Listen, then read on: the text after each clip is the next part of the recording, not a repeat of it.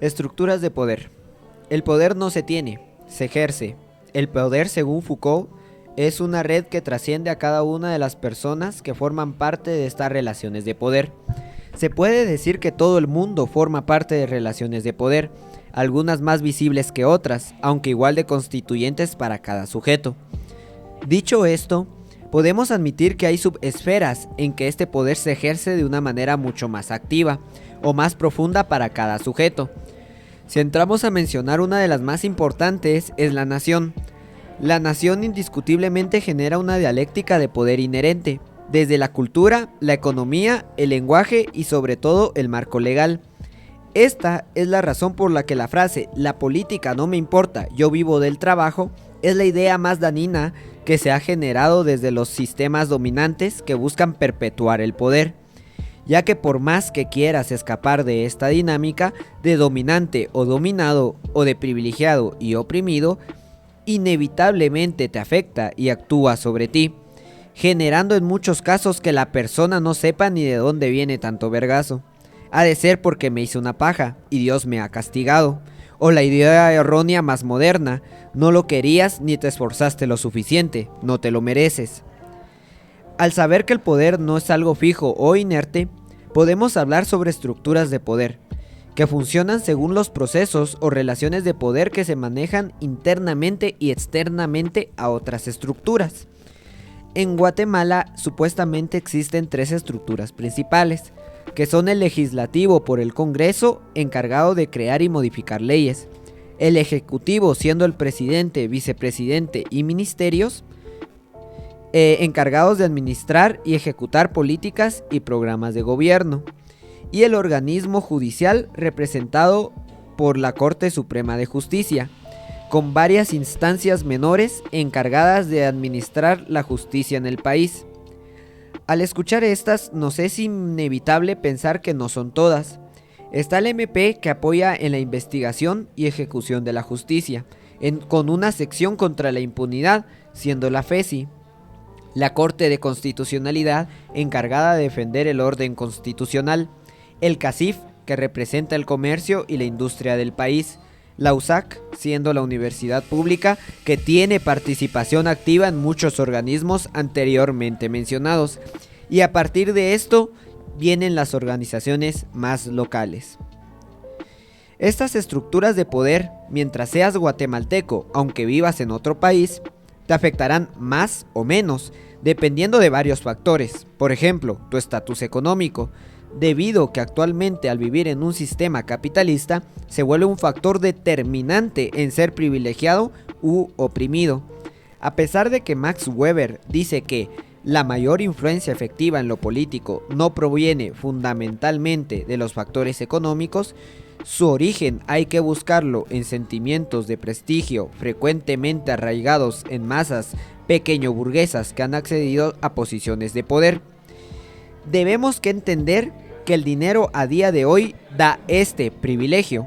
Por eso, al estar en estos puestos, buscan dinero de manera ilícita, robando al pueblo, y a la vez les interesa que los oprimidos los apoyen en continuar saqueando. Pero Weber sabía que un Estado se origina por la combinación de lenguaje, cultura y sentimiento de conservación, siendo la participación política de las personas lo que terminan por crear un Estado fuerte. Pero a la vez, si el fin de llegar a estos puestos de poder, en este caso, es enriquecerse, no generan bienestar para todos los sujetos que conforman la nación, estará destinado a generar conflictos cíclicos, donde lo único que se hace es cambiar quién está en el poder, mas no cómo ni por qué se ejerce ese poder, generando lo que actualmente tenemos, un Estado fallido. Por lo que para superar esto debemos superar de cierta manera el discurso del dinero como fin, y a la vez fortalecer la cultura, mejorar las relaciones de poder que se generan y plasmarlo en una participación más activa de la democracia, a diferencia de la pseudo representativa actual. Finalizando con las preguntas que varios guatemaltecos nos hacemos: ¿por qué el MP parece ejercer demasiado poder? ¿Cuál es el papel del presidente y el Ministerio de Gobernación? ¿Por qué los bloqueos se afectan a los que pertenecen a puestos de poder? ¿La o las universidades qué papel juegan? ¿Quiénes son los líderes ancestrales y por qué ejercen tanta presión? ¿La OEA puede intervenir? ¿La diferencia o equidistancia forman parte del juego de poderes? ¿Y cómo interaccionan todas estas estructuras entre sí? Bueno, mi nombre es Marito. Yo soy Fermat. Y estamos más allá que acá. Estamos en un nuevo capítulo de política. Pues yo creo que no es novedad para nadie todos los paros. Yo creo que es la noticia más sonada en esta última semana o estas últimas 3 semanas.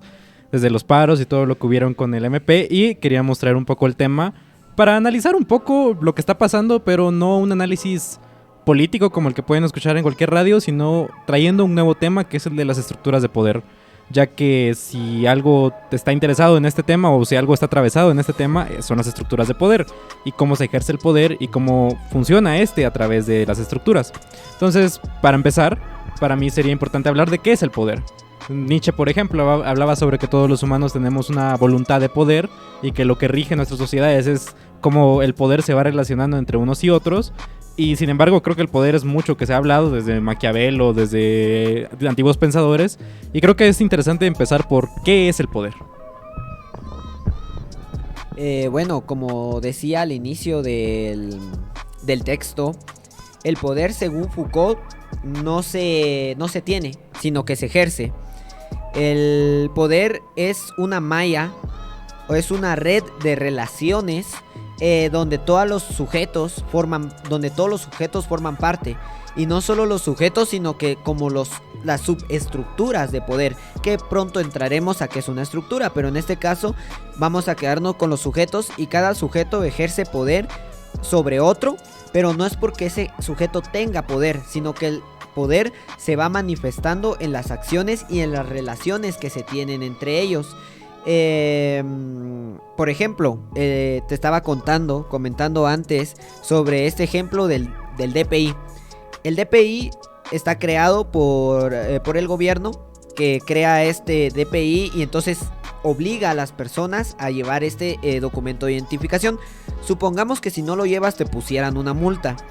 Entonces tu familia te enseñaría, tus padres te enseñarían que deberías de llevar tu DPI en todo momento, pero cuando no lo llevas, el policía te pondría una multa.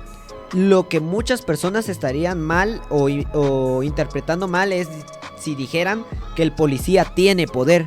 Y no, el policía no tiene poder, está ejerciendo poder, pero el poder, si nos damos cuenta, transcurre o camina en una malla de comunicación, por así decirlo, donde el Estado ejerce poder obligando a sus ciudadanos a llevar el DPI. La familia le enseña al ciudadano que debe que llevar el DPI, y por si fuera poco, si al ciudadano se le olvida en algún momento llevar el DPI, el policía le pone una multa. Entonces todo esto, como nos damos cuenta, ahí hubo un círculo de poder. Entonces, ¿tú qué piensas sobre esto? Correcto, pero creo que estás yendo un paso más allá. Yo creo que para empezar a hablar del poder tenemos que empezar a hablar sobre las voluntades. Y siguiendo con el ejemplo del DPI, tenemos que empezar a preguntarnos por qué es necesario que yo lleve el DPI y por qué es necesaria toda esa estructura para el DPI. Y en pocas palabras, el poder es hacer que alguien haga lo que tú dices. El momento en el que yo vengo y te convenzco de que hagas algo, yo estoy ejerciendo mi poder sobre ti. Te puedo convencer a través de la retórica y a través de convencerte con palabras y argumentos de que hagas tal cosa. O puedo venir a apuntarte con una pistola y decirte que tú hagas eso. En cualquiera de los dos casos, yo estoy ejerciendo mi poder. Entonces, el hecho de que tú hayas puesto todo el ejemplo del DPI y la red de comunicación es una forma de poder, pero al final tenemos que preguntarnos ¿a qué le conviene al Estado de que yo tenga ese DPI? Y ese pensamiento lo podemos llevar a cualquier estructura del Estado en general. Cualquier ley, cada vez que podemos ver una ley podemos preguntar, ok, ¿y qué es necesario de que el gobierno, o qué interés hay en que yo haga esto que la ley me está diciendo que haga? En el caso de las empresas, en el caso de individuos, etcétera. Entonces, yo creo que el poder tiene que ver con eso, yo veo qué me beneficia de ti que tú hagas, y yo te convenzco a través de, o bien, como te decía, la retórica, o bien a través de la violencia. Y ya, ¿cómo yo puedo ejercer ese poder? Ya vienen las redes de comunicación de las que tú hablabas, en el cual no solo podemos hablar sobre cómo el Estado es el que dice, hagan esto, sino también es tu familia, sino también es el policía, sino también es toda la red de comunicación necesaria para convencerte o para que tú específicamente, como individuo, hagas aquello que el Estado te está demandando que hagas. Entonces, yo creo que es imposible. Tal vez hay filósofos que hablen más a profundidad, pero creo que Foucault es el gran pensador de esto. Y Foucault tenía también un concepto que se llamaba el biopoder, en el cual el Estado no solo regula todas las acciones, sino que también te dice cómo comportarte, qué es lo sano. Por ejemplo, pues Foucault era homosexual y entonces el Estado era alguien, y pues entonces en aquel momento estaba mal visto. Entonces, claro, el biopoder es decirte, tú no puedes ser gay, tú no puedes ser esto, tú no puedes ser lo otro, tú tienes que comportarte de esta manera. ¿Por qué? Porque hay ciertos intereses de por medio. Pero yo creo que el poder va más orientado por esa parte. Sí, como tú dices, creo que en este punto sería interesante integrar el concepto de dominados y dominantes, que no necesariamente esa es la relación de poder y no necesariamente es malo. En algún momento uno es un dominado y en un momento uno puede ser un dominante en estas relaciones de poder, porque como decimos, todos nos manejamos por relaciones de poder. Cuando yo te convenzco de algo, como tú bien decías anteriormente, yo estoy ejerciendo poder, yo soy el dominante y si tú me haces caso, tú serías el dominado, pero no tiene por qué ser algo malo. Por eso en el segundo punto de Foucault es que no es solo es represivo, sino que también puede ser productivo. El poder puede generar, puede producir, no necesariamente debe que ser represivo o dañar a la persona o a las personas que participen en ese juego.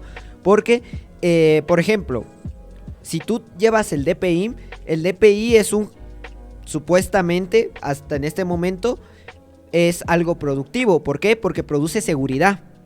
Al tú llevar el DPI, esto es un juego de poder donde si tú haces algo malo, las personas pueden identificarte. Y no solo eso, si te hacen algo malo a ti, también te pueden identificar. Entonces todo esto produce esta seguridad, ¿verdad? Entonces no necesariamente debe que ser represivo. Como decía, Foucault también habla sobre la microfísica del poder, que es sobre el análisis ascendente del poder.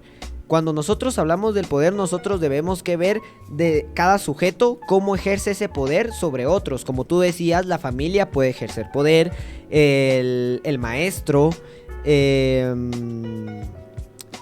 por ejemplo el policía, el mismo Estado, las órdenes, los poderes que están en el Estado, pero eso lo hablaremos un poquito más en detenimiento en lo siguiente. Entonces, ¿tú cómo analizarías este juego de opresores oprimidos y que no es represivo, sino que también puede ser productivo el ejercer poder? Yo aquí hablaría de la segunda filósofa que traigo para hablar del poder, que es Judy Butler.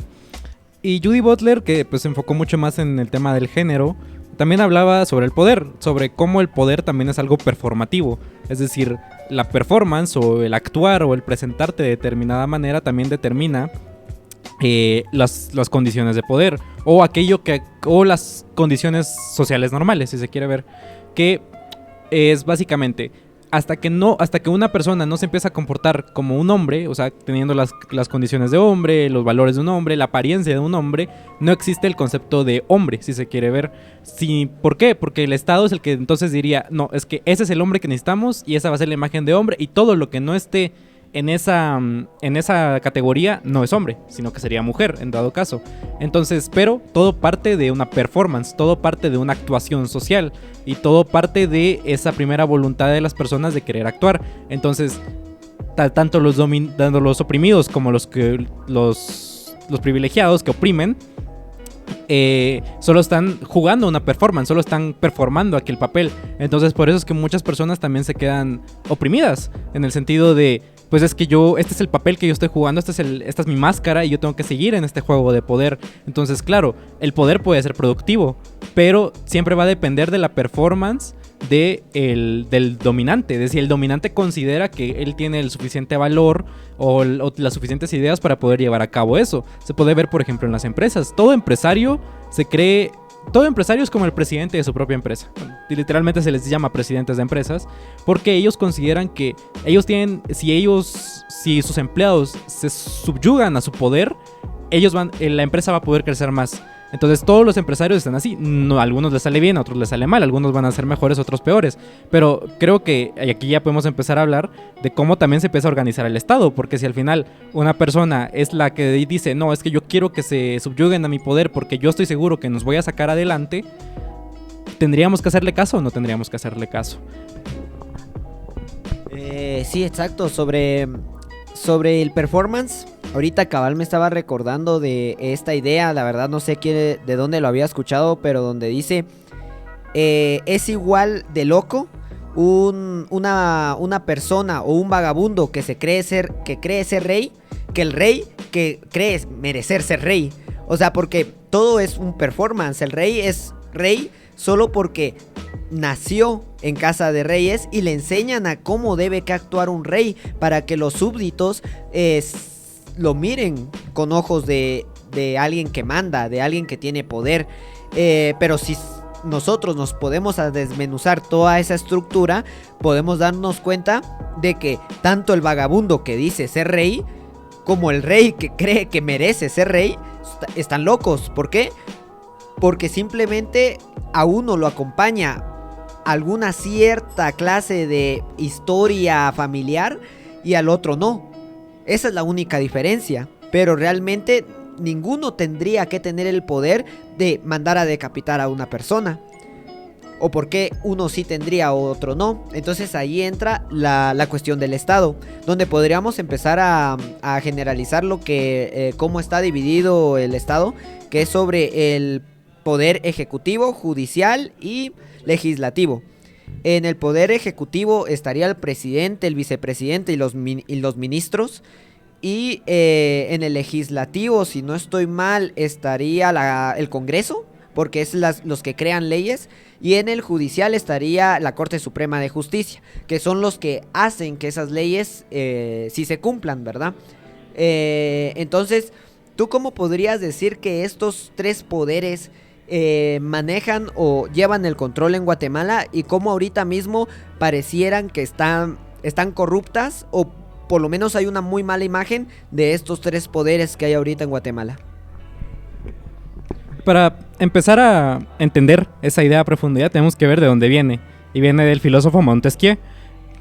Montesquieu propone la división de los tres poderes para proteger la libertad individual y prevenir de la tiranía. Claro, si hay tres poderes principales, no es como que solamente uno pueda tener la tiranía y decir esto se va a hacer y es mi palabra última y tienen que hacerlo, sino que hay otras estructuras que le van a decir, espérate, eso no lo puedes hacer, o adelante hazlo. Y cada división debe tener la habilidad de limitar y supervisar las acciones de otras divisiones. Es decir, que básicamente no tendríamos que enfocarnos solo como que el presidente es el único y lo que él diga se va a hacer, sino que tendríamos que enfocarnos también en, por ejemplo, quién está a la cabeza de, como tú decías, la Suprema Corte de Justicia o del Congreso. ¿Por qué? Porque ellos, en teoría, son los tres que se tendrían que estar viendo los unos a los otros y controlarse el uno al otro, de decir, no te pases de verga, no hagas esto, o cuidado con hacer esto, o hey, asociémonos y hagamos este plan mejor. Desde el principio ya Marx lo criticaba diciendo que el Estado no es más que una herramienta de la clase gobernante. ¿Por qué? Porque básicamente los que están ahí son burgueses. Ya lo hablábamos en otro podcast, que la clase política es una clase social y los que están ahí son hijos de ricos. Pero claro, ¿por qué en Guatemala tenemos una mala visión? ¿O por qué en Guatemala está esta parte? Yo creo que es precisamente, lo hablábamos en muchos podcasts, que tampoco se nos dice mucho. O sea, esto de los tres poderes lo vemos en básico y ya está. Nos dicen legislativo, ejecutivo y judicial. ¿Y qué hacen? Uno administra, el otro hace leyes y el otro ve que se cumplan. Pero en realidad no nos metemos completamente a saber qué es lo que está pasando ahí, cómo funcionan, cuál es el deber verdaderamente. Porque, por ejemplo, ¿por qué el presidente tiene la gran visión del presidente? Porque el presidente, en pocas palabras, es el administrador del país. El presidente es el que crea planes, el que ve presupuestos, el que crea alianzas, el que hace todo esto. Y como tú lo decías en tu texto, al estar en una sociedad capitalista donde le damos tanto valor al dinero, aquel que regula el dinero, aquel que gestiona el dinero, va a ser el que más poder tenga. Y en este caso es el presidente. Por eso es que el presidente siempre tiene esta figura de la máxima autoridad, cuando en realidad no tendría que ser así.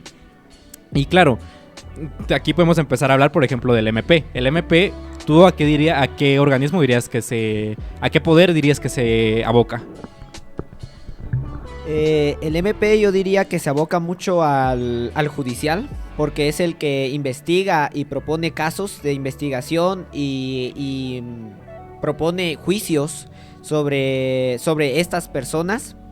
Pero antes de entrar a esto me gustaría hablar sobre cómo estos poderes ahorita hay una corrupción y por qué se corrompen, ¿verdad? Porque supuestamente están creados tres para que, como tú decías, se vigilen entre sí. Si alguien hace mal, entonces el otro dice, no, hasta aquí, entonces yo no me meto en eso, o voy a poner una ley. Por ejemplo, el Congreso. Si el presidente se extralimita, el Congreso podría colocar leyes que puedan limitar el poder que se está ejerciendo de parte del presidente, y la Corte Suprema de Justicia podría ejecutar esas leyes para limitar al presidente. Entonces, en este juego de poder lo que pasa es de que al final las votaciones como son, porque lo que existe aquí en Guatemala es una partitocracia más que una democracia. Entonces son por partidos y las personas acostumbran a votar muchas veces en las boletas, todos a un partido, todas las boletas a un partido. Y esto lo que genera es que el presidente sea del mismo partido, el Congreso esté mayormente representado por el mismo partido, y la Corte Suprema de Justicia se elige a partir del Congreso. Entonces las tres estarían como llevadas por uno solo. Por eso es de que a mí me estaba dando gracia que había visto hace un par de días cómo la Corte Suprema de Justicia está integrada. En pocas palabras, una de las personas lo pone la USAC, que es otra estructura de poder que también podemos hablar ahorita, dentro de un ratito. Después de esta persona está la que pone el presidente.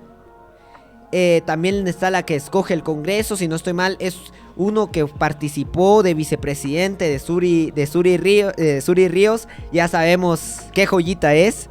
Otro lo propuso el presidente, ya sabemos qué joyita es. Entonces cuando yo vi el video de los 5 que están en la Corte Suprema de Justicia, y los 5 son personas que responden a la misma alianza, por así decirlo, de corrupción que hay. ¿Por qué? Porque, como decía, aunque sea que uno lo meta a la USAC, ¿y por qué la USAC mete uno? Porque supuestamente la USAC es otra estructura que mete a una persona en la Corte Suprema para que haya esta división de poder. Pero ahorita mismo sabemos que la USAC fue cooptada por Walter Mazariegos, que también responde al presidente actual, que es Yamatei. Entonces, todo se vuelve lo mismo. Volviendo a tu última pregunta, que fue lo que empecé a hablar, no sé cuál era, no sé si te recordás. Bueno, entonces, ¿tú qué piensas sobre esto del poder sobre el MP? Exactamente, sobre el MP. El MP ahorita está generando mucho poder. Yo creo que es más por cómo funciona, porque exactamente para ver cómo funciona y cómo combatir este poder, hay que ver cómo se relacionan entre estructuras y entre personas. El MP es el que investiga, tiene investigaciones y tienen la sección antiimpunidad. Esto para presidentes, diputados que se extralimitan o hacen acciones inadecuadas en su gobierno. Entonces, ¿qué es lo que pasa? Cuando la magistrada, en este caso Consuelo Porras, pareciera tener tanto poder y que ni siquiera el presidente puede tocarla demasiado, es porque realmente ella tiene en sus manos todas las investigaciones que seguramente se le ha hecho a muchos de ellos. Ella tiene con qué, pues, ¿cómo se llama? Defenderse, pero más que defenderse, manipular. manipular a los otros poderes, porque ella tiene todas estas investigaciones que podría hacer públicas, porque obviamente las han archivado, pero la de Semilla, en cambio, que es el que no quieren dejar tomar su posición, a ellos sí los persiguen, sin importar la gravedad, aunque sea que sea mucho menor que otras investigaciones que el mismo MP ha archivado, porque la magistrada Consuelo Porras también fue elegida por Yamatei. Entonces lo raro, ¿verdad? Porque parece que hay tanta división de poder, pero a la vez todos lo escogen los mismos. Entonces es lo raro de esto. Correcto. Y precisamente yo creo que eso lo podemos dejar para otro podcast. O bueno, yo lo quiero hablar en otro podcast específico de la corrupción, porque sabes mi posición respecto a la corrupción, que es que el problema principal de Guatemala para mí no es la corrupción como muchos quieren hacer ver, pero bueno. ¿Por qué? Porque la corrupción es solo algo más dentro de este juego político. ¿Por qué? Precisamente tú lo decías. Si Consuelo viene y saca las investigaciones que tienen de corrupción, que obviamente ha habido corrupción en todo el gobierno, pues se va a chingar a muchos que están en puestos políticos. Entonces, claro, viene el presidente y dice, no puedo hacer eso. Aunque yo quisiera, literalmente no puedo. ¿Por qué? Porque si me la chingo a ella, me chingo yo. Y regresamos a lo que hablábamos al inicio, del hecho de decir de que al final el poder tiene que ver más con las relaciones que se tienen entre poderes que directamente entre individuos o directamente como un solo lugar en donde está el poder, que sería tan fácil como ir, cortar la cabeza de Yamatei y decir, bueno, ya no hay más poder malo, solamente tenemos que seguir. O lo mismo con Consuelo Porras, podríamos decir, bueno, solo tiene que renunciar y ya no va a poder, ya no habrá maldad en Guatemala. No, pero ¿por qué? Porque tiene que ver más con el juego político y cómo estas estructuras y estos puestos de poder se van relacionando uno a otro, que directamente con la corrupción. Pero como te digo, la corrupción siento que la podríamos dejar para otro podcast. Y sí, es precisamente eso es lo que yo digo. Por ejemplo, la corrupción funcionaría lo que está pasando es lo siguiente. Yo cometí un acto de corrupción y yo te digo, hey, no me investigues y te doy tu parte. Bueno, tú dices, bueno, va, yo tengo mi parte y archivo tu caso. Pero ahora que ahora me quieres sacar a mí, yo te puedo decir, no, porque tengo este caso aquí. ¿Y qué pasa? Por ejemplo, esto pasó tanto con Vladimir Putin como con Xi Jinping. Los dos así obtuvieron su poder consolidado y tan fuerte. ¿Cómo? Pues simplemente volteaban a ver a los que estaban en su contra o a los que lo querían sacar y publicaban los actos de corrupción que ellos mismos habían permitido que se hicieran. Entonces, como en Guatemala somos tan pendejos que ni eso podemos hacer, pues entonces vemos la corrupción y vemos todos estos actos como que solamente pues ya me quieren sacar y mejor no hago nada. Pero yo siento que eso es lo que está pasando y otra vez es lo importante de hablar de las estructuras de poder en este momento. Pero que aquí podemos empezar a hablar precisamente respecto a las otras estructuras de poder. ¿Por qué? Porque si bien esto es lo icónico, lo que se está viendo ahora, hay mucho más por debajo que se puede hablar. Y es en donde podemos empezar a hablar de las microestructuras de poder o estructuras de poder que están por debajo del agua como un iceberg, vaya. Sí, antes de empezar a hablar sobre esas mini estructuras, quiero hablar sobre normalmente cuáles son los objetivos que hay en las personas para alcanzar el poder, o de las estructuras sociales que después se convierten en estructuras de poder para alcanzar el poder. Actualmente sabemos que vivimos en un sistema capitalista donde el primer lugar para alcanzar el primer objetivo es el dinero.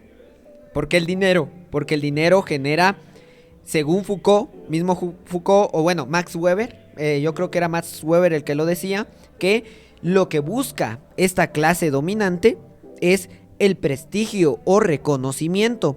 El problema es cuando el prestigio o reconocimiento se vuelve solo tener mucho dinero. ¿Y cómo obtienes mucho dinero? Pues siendo corrupto, robando dinero. Entonces, supuestamente ellos tienen prestigio o quieren seguir buscando dinero, porque todos nos hemos preguntado en algún punto, ¿y por qué necesito ganar más de 50,000 quetzales si ellos ya lo hacen? O sea, ya ganan más de 30,000 quetzales, ¿para qué necesitan estar robando? Porque el dinero se vuelve un objetivo en sí mismo. Tener dinero a ellos los hace sentir más prestigiosos y con más reconocimiento. Pero también pueden haber otros objetivos como el honor, la palabra, la relación que se tiene con su población. Entonces todo esto son objetivos que se se pueden ir cambiando según esto. Por eso es de que cuando, por ejemplo, sin apoyar a ningún partido, Semilla gana, lo que pasa es de que se genera una lucha de poderes. ¿Por qué? Porque Semilla no está dentro de su alianza. El problema de esto es de que si Semilla no está en su alianza, pero tiene el mismo objetivo, que es solo obtener dinero, que no lo sé, en un primer caso diría que no, pero no podría poner las manos en el fuego por ellos, pero si es este su primer objetivo, va a pasar lo mismo. Va a entrar Semilla y se van a corromper porque van a estar robando y simplemente era para obtener dinero, y dentro de 4 años estaremos en las mismas. Entonces lo que hay que hacer es ver cómo cambiar esto, ¿verdad? Pero creo que un primer buen paso es dejar que toda la estructura que ya está corrompida se vaya depurando. ¿Cuál es el primer paso para depurar? Dejar gobernar a alguien más, ¿verdad? En este caso sería Semilla, que ganó lícitamente las elecciones. Entonces aquí entrarían también los otras estructuras de poder que le hacen frente o que luchan contra estas estructuras, que en este caso sí se podrían catalogar casi que antagonistas, ¿no? Aunque algunas ya no son tan antagonistas, como por ejemplo la USAC. ¿Por qué la USAC ahorita pareciera que no está apoyando nada? Y ahorita la universidad que está apoyando más es la Rafael Andívar. Siendo que la Rafael Andívar es privada y la USAC es la pública, ¿verdad? Supuestamente la USAC ha tenido una historia revolucionaria en todo el tiempo, más ahorita no se ha pronunciado tanto. Pues por lo mismo de que metieron a alguien que responde al poder actual, que es Walter Mazariegos. Entonces, lo que pasa es este juego de poderes, como por ejemplo, también, ¿en qué puede ayudar la OEA? Porque esa era otra pregunta.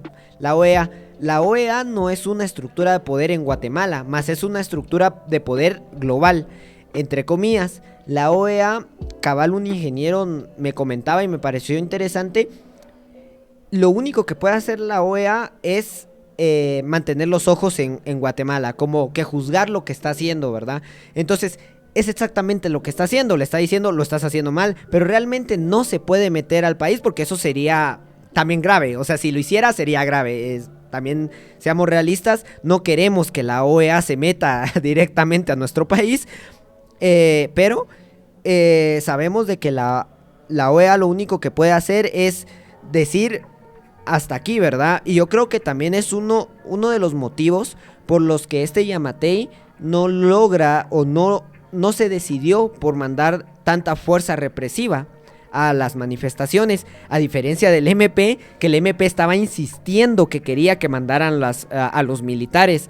Entonces, aquí nos damos cuenta cómo este juego de poderes choca también entre sí, porque al parecer el MP quiere que hayan militares, el presidente no lo mira tan claro, y el Ministerio de Gobernación tampoco lo mira tan claro, porque el Ministerio de Gobernación responde directamente al presidente. Entonces, aquí ya empiezan a ver un juego. Aparte la USAC, aparte por ejemplo la Landívar, que se metió fuertemente en esta ocasión, y también el CACIF. Necesariamente el CACIF juega mucho sobre esto, porque al nosotros vivir, como decíamos, en un sistema capitalista, el CACIF tiene demasiado poder, porque es el de la industria, el que genera dinero. Entonces, cuando uno hace un bloqueo o manifestación, uno está atacando al CACIF, porque muchas personas dicen, no, es que solo me está perjudicando a mí, o está perjudicando a la población que de veras necesita trabajar, y decís, inevitablemente sí afecta a la población, pero seamos sinceros, ese dato que salió que 10,000 millones de dólares se habían perdido con esos días de paro o con esos días de bloqueo, seamos sinceros, el 95% del dinero era para un grupo reducido de personas que conforman el CACIF. Entonces, ¿por qué el CACIF? Lo chistoso es esto, ¿por qué el CACIF se empieza a posicionar en contra de los bloqueos? Porque sí le importa, porque sí le afecta, porque es una relación de poder que sí le está afectando al CACIF. Entonces, cuando se quiere afectar al CACIF, lo que se quiere hacer es de que el CACIF empiece a tocar al gobierno, empiece a decirle al presidente, haga algo. Pero lo malo es de que lo que pidieron ahorita fue los militares o represión, pero en algún momento lo que se pide es que el CACIF llegue y le diga, quite a Consuelo, ¿verdad? Sáquela, porque solo así vamos a lograr que esto se tranquilice. Entonces, sí funciona para algo. Sí, no creo que tenga nada más que agregar a tu pequeño análisis respecto a estos otros micropoderes que tenemos también, como el CACIF y todo más. Más allá, por ejemplo, también hablar de otro de los principales de los que está ahorita, que son los 48 cantones. Los líderes ancestrales, que es bastante curioso, que es el hecho de que ellos también son una estructura de poder, si lo queremos ver así, pero es un poder distinto, como tú lo decías, no representa tanto un poder económico, aunque todo el poder está relacionado económicamente, los 48 cantones no tanto, sino están más relacionados precisamente con el honor, con la sociedad, con alguien, con organizaciones indígenas que vienen y dicen, ¿por qué tenemos que estar esperando a que el gobierno nos haga caso? Mejor organicémonos nosotros, manejemos nosotros nuestras tierras, nosotros nuestras cosas, y entre todos nosotros vamos haciendo pequeños ejercicios de poder. Y esto lo escuchaba de Intervenciones Gringas, por ejemplo, gran canal de Intervenciones Gringas, que él decía, ¿por qué ha habido tanto intervencionismo por parte de los gringos en América Latina? Y es porque esta es una que nos viene desde los gringos, que es el hecho de decir, es que los latinoamericanos son menores, ellos solo saben aquellas cosas que nosotros les enseñamos, por lo que ellos no tienen idea de cómo unirse o cómo estructurar un poder para ellos. Ellos son tontos, ellos no lo van a poder hacer. Y seguimos con esa línea de pensamiento, y por eso es que los 48 cantones y otras organizaciones indígenas son tan vitales de importancia, de decir, no, claro que nosotros nos podemos estructurar, claro que nosotros podemos organizar y saber llevar nuestras propias cosas. Pero siguiendo en la línea de las microlíneas de poder, regresando a Foucault, el Estado decía que el Estado ejerce poder no solo por las instituciones, también a través del conocimiento y las prácticas sociales, que por ejemplo, la prisión y otros mecanismos sirven para controlar y disciplinar. Es decir, por ejemplo, ¿por qué por ejemplo Bukele, hablando de externamente, estaba tan a favor de... Todos le aplaudieron esto de ser mano dura y llevar a los mareros a las cárceles y llenarlos y ser mano dura con ellos? Cuando en realidad nosotros estamos más cerca de los mareros que, por ejemplo, que de Bukele. Porque si yo soy moreno, solo hubiera tenido que comprar marihuana y ya me hubieran metido, por ejemplo. ¿Pero por qué? Porque la prisión, solo la propia imagen de la prisión ya es una estructura de poder en la cual decimos, no, es que yo no quiero ser un preso porque pues ahí violan y pues ahí hacen cosas y no sé qué. Entonces, no, yo no quiero ir ahí. Las propias universidades, regresando, ¿por qué la Landívar se mete y no la USAC? Bueno, y no, por ejemplo, la Marroquín. ¿Por qué? Porque la Landívar trae esta narrativa de que nosotros creamos profesionales con valor y les enseñamos el magis y mamada y media. Mientras que la Marroquín, pues no oculta sus intenciones. Ellos son niños ricos queriendo hacer más dinero y ya está. Y la USAC, precisamente, que es la más revolucionaria hasta ahora, está cooptada. Entonces, también hay que empezar a entender cómo estas microestructuras, cómo las propias cosas que nos van enseñando desde la escuela nos van afectando también a nuestro pensamiento de poder. Y sigo con Foucault. Foucault decía que la red de conocimiento o el conocimiento que podemos crear a través del pensamiento también está muy relacionado con el poder. ¿Por qué? Porque las epistemes definen las condiciones de posibilidad para lo que puede ser considerado verdad o falso en un periodo. Y los que están en el poder influencian cómo el conocimiento es producido. Los que están en el poder definen qué entra o no en la adquisición de conocimiento. Es decir, ¿por qué en los periódicos también está relacionado? Nos venden, yo te lo decía en algún momento, que en el podcast de las manifestaciones, ¿por qué nos venden que no? Es que ellos son manifestantes violentos, que no sé qué, que no sé cuánto, y que por culpa de las manifestaciones murió una persona. Porque es el gobierno y son todas estas estructuras de poder las que también definen aquello que es verdad o no. Entonces, el CACIF propiamente, ¿por qué el CACIF tiene tantas capacitaciones de emprendimiento, de la industria, de economía, de todo esto? Porque a ellos también les conviene que solo ese conocimiento haya. El CACIF no nos va a vender cursos de sindicalismo. El CACIF no nos va a vender cursos de derechos del trabajador. El CACIF solo va a vender cursos que a ellos les interese. Y ese conocimiento, y por ejemplo, a mí me parece interesante que, por ejemplo, en la San Carlos, a los estudiantes de medicina sí se les enseña sobre salud pública. mientras que en otras universidades privadas ni existe, ni se asoma por hecho la salud pública.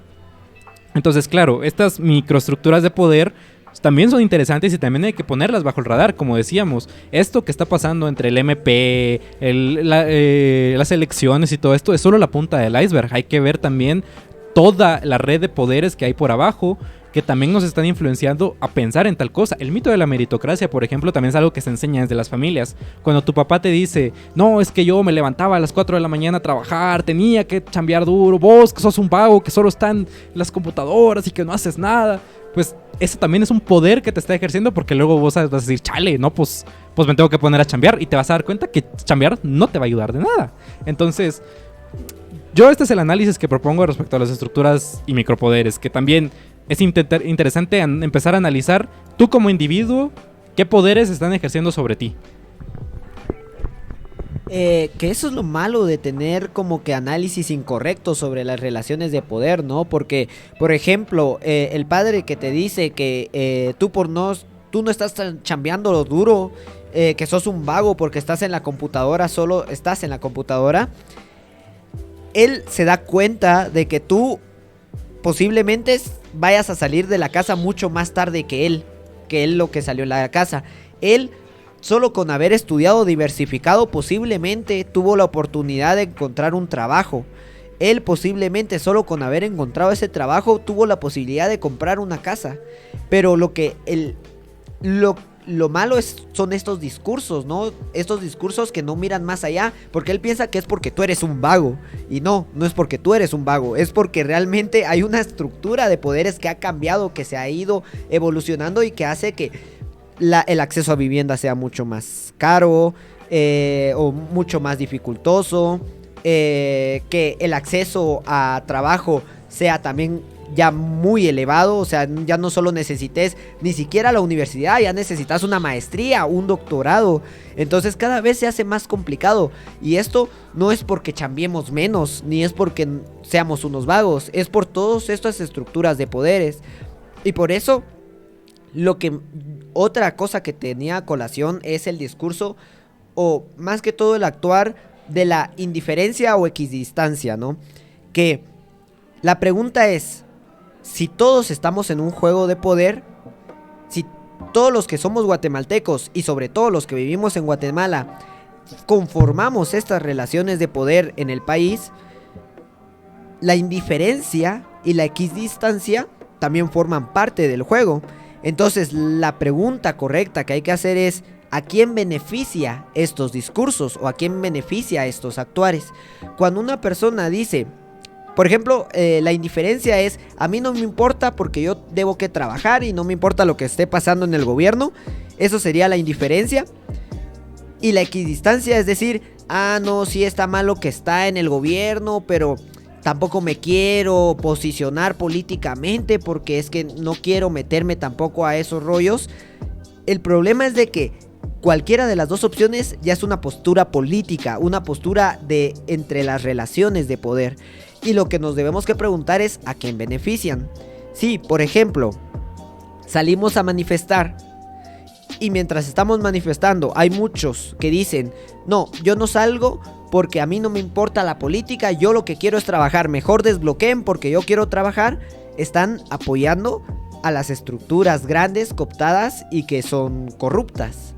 Indiscutiblemente, aunque sea que después en redes sociales se pongan a decir, no, ¿cómo dicen de que yo estoy a favor de la corrupción? Yo nunca he dicho eso, yo solo quiero que me dejen trabajar. Es que no estás entendiendo el tema, o sea, es ese problema, que no estás dimensionando en qué postura te estás colocando y a quién ayuda. Indiscutiblemente ayuda a los corruptos. Entonces creo que esto serían los discursos. Por ejemplo, los discursos más comunes serían sobre el trabajo, dejen trabajar, sobre no sean violentos, porque supuestamente quitar el derecho a locomoción es lo más violento, pero escuché a unos blanquitos hace un par de días diciendo de que iban a ir a sacar a los manifestantes y que iban a llevar una pistola para que así de veras les diera miedo. Pero ellos, unos minutos antes de decir eso, decían de que las manifestaciones eran violentas porque no los dejaban pasar con su Hilux a Guatemala, güey. Es como de, no tiene sentido lo que están hablando. ¿Por qué? Porque es que no... Y ahí entra otro tema, que son los ricos fuera de la realidad. Pero el otro tema, o el otro discurso serían los semilleros. No, es de que tú apoyas a Semilla, de seguro estás con Semilla, de seguro estás políticamente aliado con Semilla, por eso no querés que se investigue. No queremos que no se le investigue a Semilla. Si Semilla hizo algo mal, está bien que se investigue. El problema es de que todos nos damos cuenta, porque no hay que ser muy inteligente para darse cuenta que todos los problemas... Dejan participar a Sandra Torres, que uno no entiende por qué. Dejan participar a Suri Ríos, uno tampoco entiende por qué. Pero Semilla, cuando gana la segunda vuelta, solo gana la primera vuelta y empiezan a salir casos de la nada. No, es que Semilla tiene 9 firmas de personas que ya murieron. Y es como de, no, lo más grave, no, 9 firmas de personas que murieron. ¿Qué va a pasar en Guatemala? No, lo que sigue es terminar como Cuba. Eso es lo que sigue. Eso es lo que... Entonces todos estos discursos son los que realmente hacen que todos quedemos en lo mismo. Y obviamente estos discursos muchas veces son llevados por los ricos fuera de la realidad. ¿Por qué? Porque los blancos ricos que tienen dinero, que forman parte de esta estructura o ganan de esta estructura, o hasta los wannabes de ser ricos, no saben lo que es vivir en pobreza. O sea, tal vez los wannabes sí, pero son personas que a lo mejor no tienen las ideas claras. Pero los que sí son ricos no saben lo que es vivir en la pobreza, no saben. Ellos creen que lo que se ganaron fue por lucha propia, ¿no? O sea, no, es que yo logré ser gerente de esta empresa. Sí, de un McDonald's. Yo soy gerente de este McDonald's porque yo me lo gané con mi esfuerzo. A los 23 años ya era gerente porque soy muy bueno. Y cuando te investigas, su papá era el dueño de esa franquicia de McDonald's. ¿Por qué? Porque es obvio, es obvio cómo funciona todo. Cuando ellos te venden superación, es porque ellos viven en eso. Ellos creen que eso es la normalidad, mas no es así. Muchos debemos que pasar por muchas cosas. Entonces, todo esto generan discursos que pueden dañar y pueden afectar a la población, que la población ni siquiera los ve como dañinos, mientras sí lo son. Correcto. ¿Para qué escuchamos a los blancos también? También nosotros, ¿para qué no sé si viste el video del señor blanco barbón mamado que se puso a gritar, ¿pero por qué estás manifestando? Que no sé qué, que eso no va a arreglar nada. Y después que... Pues, ¿por qué escuchamos a los blancos? No sé, güey, pinches blancos. Igual la señora esta que acaba de salir, la de pueblos ancestrales, te está diciendo cavernícola. Los blancos son... Hay que sacar un capítulo de los blancos algún día de estos. Pero todo lo que tú decías también, y yo por querer culminar un poco con ese tema, diría, lean a Foucault. Foucault yo creo que es el gran filósofo para poder entender esto. Ahorita ya no se habla tanto de sociedades de control y disciplina.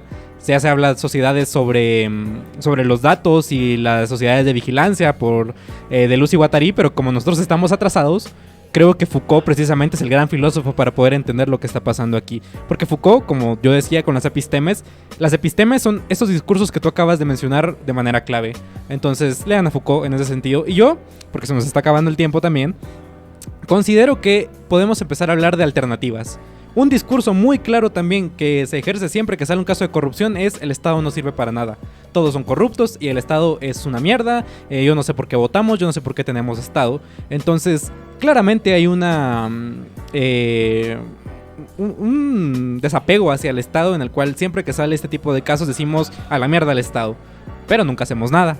Y siempre hay liberales que vienen con sus discursos de el Estado es una mierda y si me eligen a mí yo voy a hacer de menos al Estado.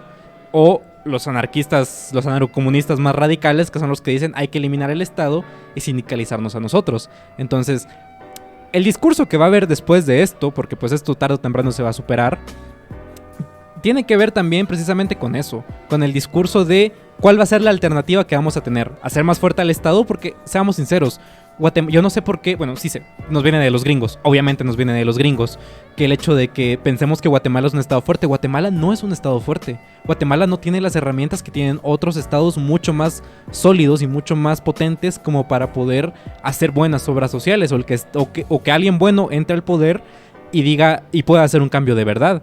Porque Guatemala es un estado muy débil. La verdad es que es muy débil frente a las empresas, frente a otros países como Estados Unidos. Pues solamente recordar lo que hizo Estados Unidos con las bananeras aquí en Guatemala. Otra vez, escuchen el podcast de Intervenciones Gringas. Yo creo que esas alternativas que se nos van a presentar, las dos van a ir relacionadas a que el Estado tiene que deshacerse. Y aquí presento yo la diferencia entre los anarquistas y los liberales.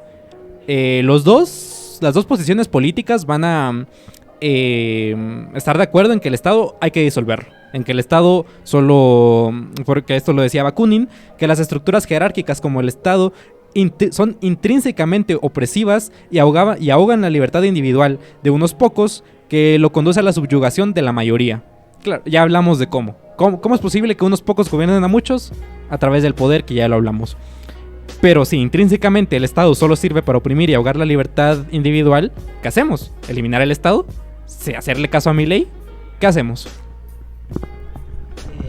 Pues sí, como tú decías, se ejerce el poder no solo por estas instituciones, sino que también por instituciones violentas como es el ejército.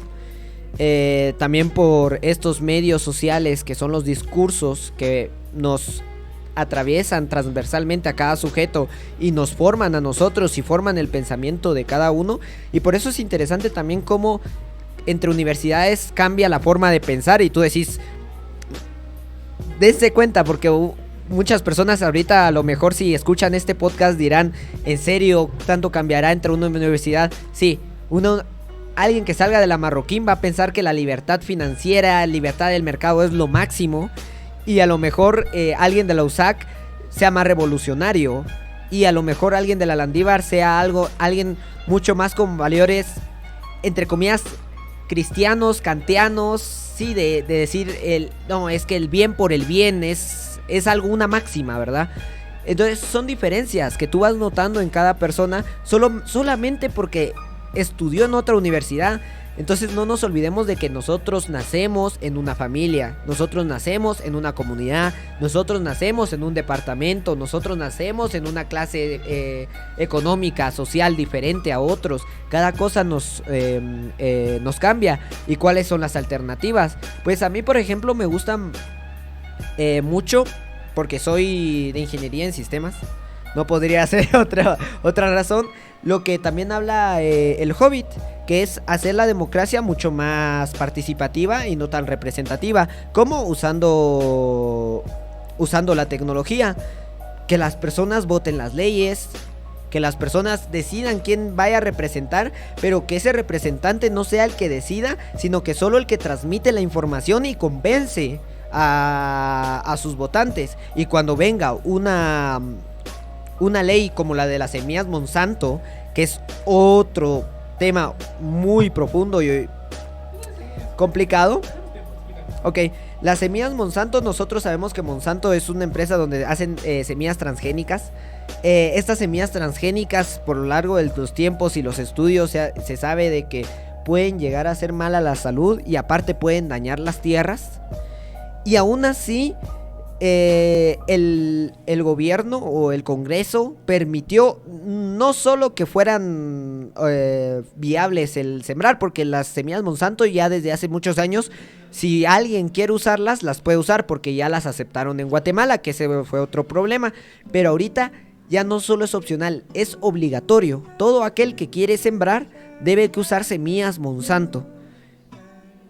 Entonces ahí se le está privando a los campesinos. Obviamente los campesinos, el campesinado, los pueblos rurales salen a protestar. Y aunque a nosotros en un pueblo más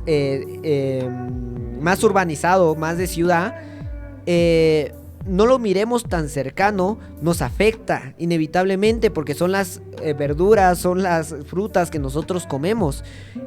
Inevitablemente nos afecta. Entonces cuando las personas no le toman visión a esto, pues pasa lo que pasa, ¿verdad? Y entonces el Congreso solo funciona para aceptar leyes que les va a funcionar hacia el bolsillo.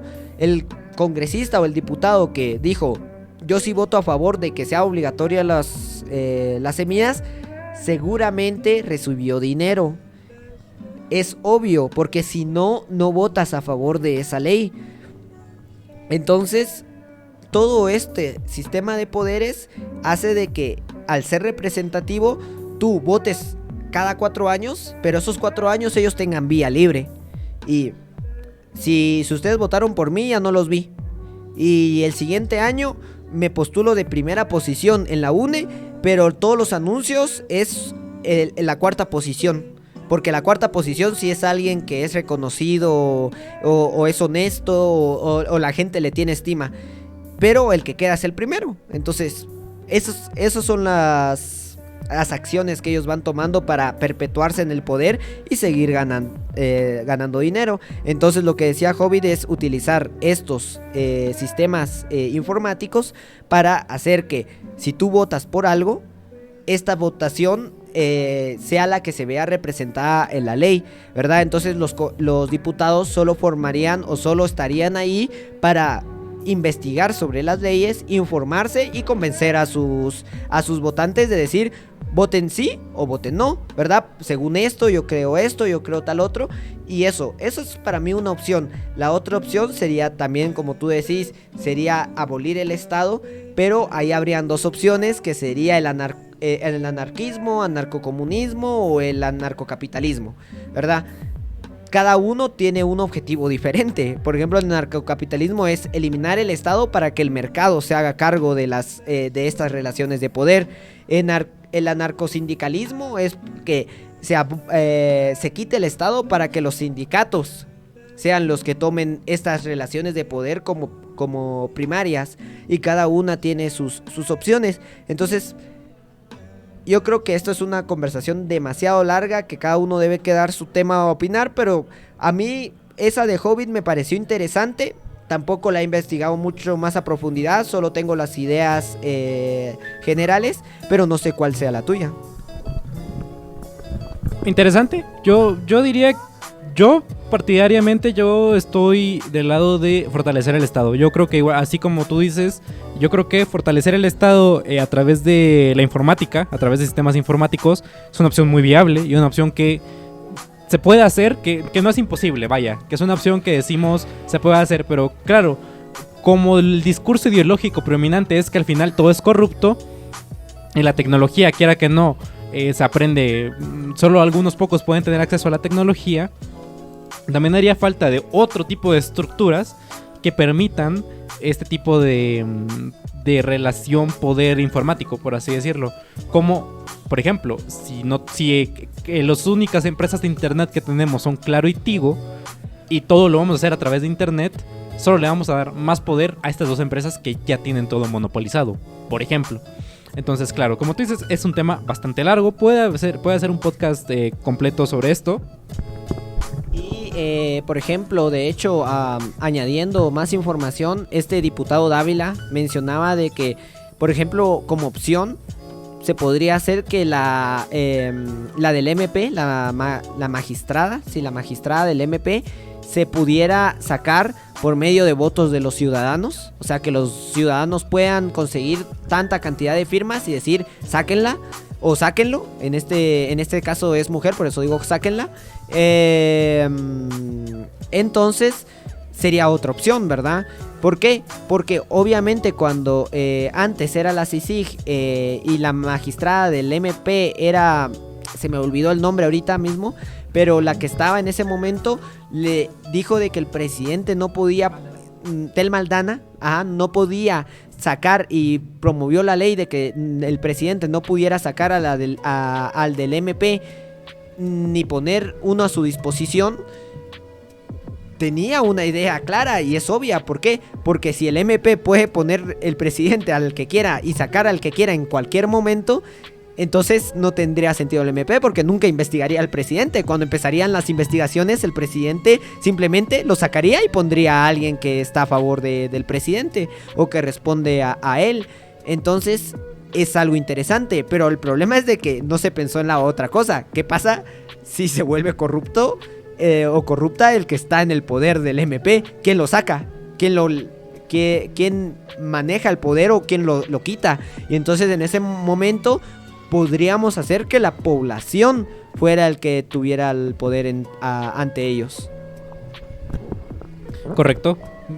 Al final es llevar la democracia. Esto creo que lo hablamos en un podcast también, que deberíamos hacer un podcast sobre sindicalismo, que es un poco empezar a llevar la democracia cada vez a lugares más cercanos. Y si la democracia hasta ahorita solo funciona de manera representativa, en el cual yo elijo a alguien, pues empezar a meternos más a la democracia y meter más a la población, como lo mencionabas con el ejemplo de Monsanto, hacer que los propios campesinos sean los que ellos voten y digan si queremos esa ley o no queremos esa ley. Porque a lo mejor por cosas del destino ellos sí lo quieren, ellos quieren estar con Monsanto, y pues si ya ellos dicen que eso les va a convenir, allá ellos, pero ya no hay un poder coercitivo que les está obligando a decir, no, es que ustedes, sin tomar en cuenta su voz, sin tomar en cuenta que les beneficia o no, tienen que hacer esto porque a mí me beneficia. Y regresaríamos al inicio del podcast. Bueno, como yo lo decía, anarquistas y liberales creo que sería otro podcast muy interesante de hacer. Yo los dejaría con lo siguiente, que es que, porque te lo digo, seguro Carlos Pineda, te juro que lo tengo aquí, de que seguro va a salir diciendo, ¿ya vieron? Por eso el Estado está mal, por eso el libre mercado tiene que gobernar. Los liberales y los anarquistas principalmente van a buscar siempre la dilución del Estado o eliminar el Estado en su totalidad. ¿Cuál es la diferencia? Que autores como Bakunin, Proudhon, Kropotkin van a pensar en la voluntad de las personas, en que las personas tengan la propia voluntad de decir qué quieren hacer, de unirse, de que nosotros nos podamos organizar como los 48 cantones o como cualquier población indígena, mientras que los liberales, todo se ha dicho por la escuela austriaca, de ellos van a decir que lo que en verdad tendría que gobernar nuestras vidas es el libre mercado. Y ahí hay un problema, porque si queremos una sociedad de mercado, que nos limitaría de vender bebés, por ejemplo. Entonces, yo los dejo con esas dos cuestiones que podríamos exponernos o explayarnos en un siguiente podcast. Y sin nada más que agregar, conclusiones. Pues que hay que buscar medios de que estas relaciones de poder sean mucho más beneficiosas para todos, porque como veníamos diciendo muy al inicio, el poder no solamente es destructivo, puede generar, pero también depende no solo de tener el poder, sino de cómo ejercer ese poder y para qué ejercer ese poder, ¿verdad? Entonces yo creo que sería eso, hablar de y hacer que sea mucho más complicado que pasen estas cosas, porque mientras siga el sistema igual, las mismas leyes, que el presidente ponga a los magistrados de la Corte de la Corte Suprema de Justicia, que el MP lo ponga también el Congreso, 5 opciones, y de esas 5 opciones el presidente elija uno, sabemos a dónde va a acabar. O sea, es que les estamos dando todas las herramientas para que realmente hagan lo que quieran. Entonces, lo que debemos que ver es opciones para hacer ese cambio. Y como yo te digo, yo también miro muy complicado lo del anarquismo. La verdad, yo soy muy fanático del anarquismo. Me gustaría en cierta manera que funcionara, pero creo que no estamos en ese punto, porque creo que ahorita, de hecho, estando en el capitalismo, lo que gobernaría sí sería el mercado. Y posiblemente no sean militares los que vayan a matar a los manifestantes, sino que sean sicarios contratados por empresas. Entonces sería lo mismo, ¿verdad? Entonces esa sería mi conclusión. Mi conclusión es que el poder funciona a muchos niveles. Existe el poder, como lo decíamos al principio. Convencer a una persona es ejercer un poder sobre ella. Tú, cuando te pusiste tu ropa hoy en la mañana, no te cuestionaste en ningún momento salir desnudo a la calle. ¿Por qué? Porque no es normal. Lo normal, lo que consideramos normal, también es parte del poder. Y que nos acostumbremos a que la corrupción es normal o que todos son corruptos, es solo una ejecución más del poder. Y hacer un análisis como lo intentamos hacer ahora, aunque nos quedamos muchas cosas en el tintero, yo creo que es un buen principio para empezar a ver nuestra posición dentro de las estructuras de poder, dentro de los sistemas. ¿Qué posición tengo yo? ¿Qué puedo hacer yo? Que lo hablábamos en el podcast de las manifestaciones. Y mi conclusión sería esa: hay que pensar y educarnos. No me refiero a irnos a una universidad, porque ya lo expusiste tú. Las universidades también son solo estructuras de poder. Yo no sé qué habla de la ropa, yo vengo completamente desnudo.